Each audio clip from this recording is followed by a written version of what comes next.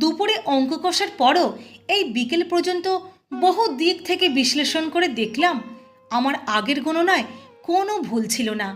তোর কপালে চাকরি নেই, আর যে ফিল্ম লাইন ছেড়ে দিবি বলছিস, আগামী অন্তত 25 বছর তোকে ছাড়া বাংলা ছবি হবে না। তোর অভিনয় জীবনের সাফল্য বাঁধা। বরাবর আমি ঠোঁট কাটা।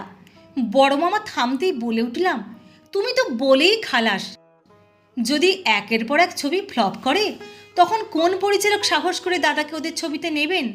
কিভাবে প্রমাণ হবে তখন দাদার অভিনয় সাফল্য?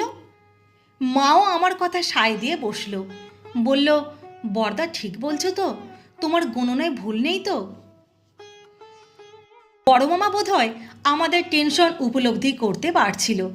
গড়গড় করে বলতে শুরু করলো, দেখ, ওর অমুক গ্রহ আছে তমুক স্থানে, অমুক আছে তমুকে, ওকে সাফল্য পেতে